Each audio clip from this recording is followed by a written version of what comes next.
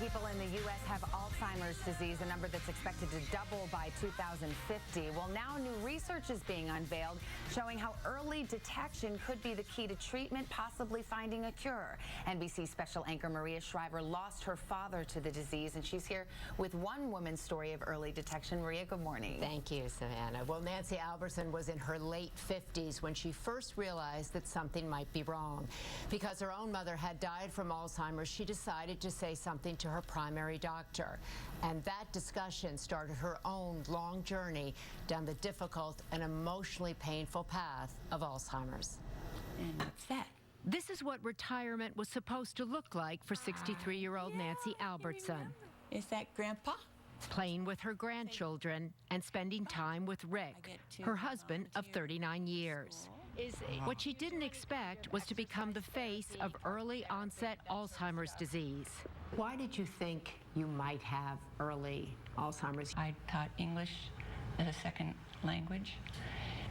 So I wanted to say something or write something, and I thought, I can't get that word. Nancy is experiencing a symptom of early Alzheimer's known as language recall.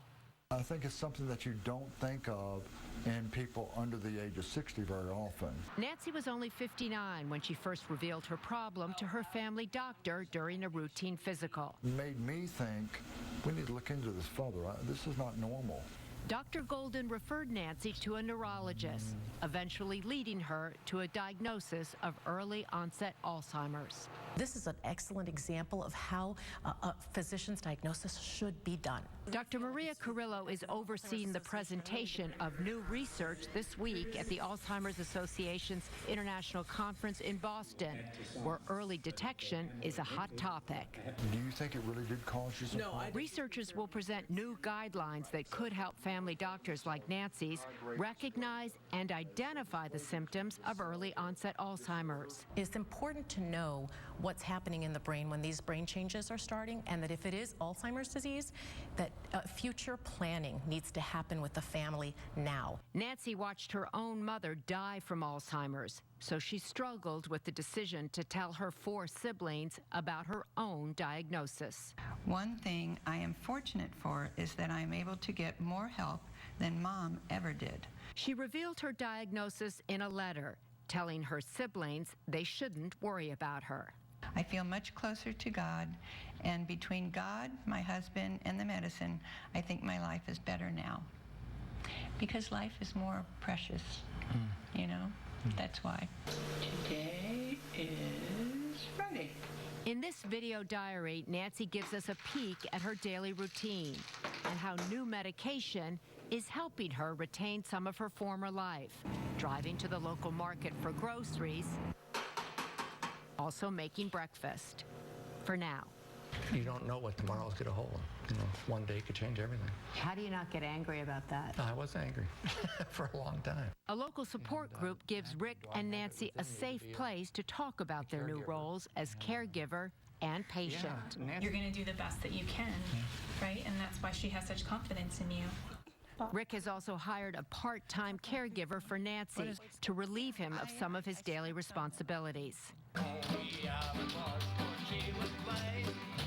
And Nancy is doing her part, indulging in one of Rick's passions by learning to play the washboard at his weekly bluegrass jams. Your husband said that he is proud of you. I am him. You're proud of him, too. It's a hard thing to go through as a couple. It's important to stress that one of the toughest decisions Nancy made was, in fact, to speak up and admit that she was having a problem. By getting an early diagnosis, she's giving researchers time to study her and to help not only her with the symptoms, but also so many other people who are struggling to find a cure in the future. It's an incredibly courageous thing to do. Let's bring our own Dr. Nancy Snyderman into this conversation. And Nancy, I think when you see someone like this Nancy, she looks so young. She said she noticed she was forgetting words. How do you know if it's normal age aging or something potentially more serious. Well, when you look at her speak, you can tell that she's searching for words, and that can be a real issue and an early warning sign, especially for someone who already has mastered language well. Problem solving, major lapses during the day of memory, the inability to figure out why you're going to the store, why you have a laundry list, sometimes getting lost.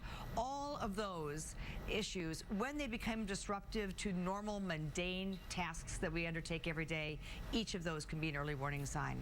And Maria, you mentioned this enables the researchers to look at somebody, look at the early stages of the disease, and also to allow someone to have more control about their future. Well, as Nancy also knows, that doctors believe that Alzheimer's is present in your system 20 years before it's actually diagnosed. And the earlier that doctors are able to get people into clinical trials, the better they think that they can deal with them.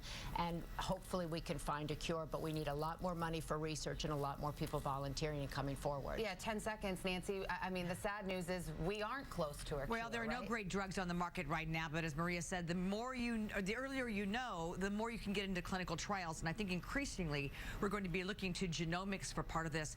But also, I can't underscore enough the need to get family business in order, giving things away, knowing that you're legally and financially okay, and having that conversation. We don't have those big conversations enough in this country. Well, Dr. Nancy Snyderman, thank you. Maria Shriver, for whom this is so personal. Maria, thank you. And we want to mention that Nancy's going to actually be answering questions about Alzheimer's this morning in a Google Plus Hangout on air, 9 a.m. Eastern. If you want to join the conversation, you can head to today.com.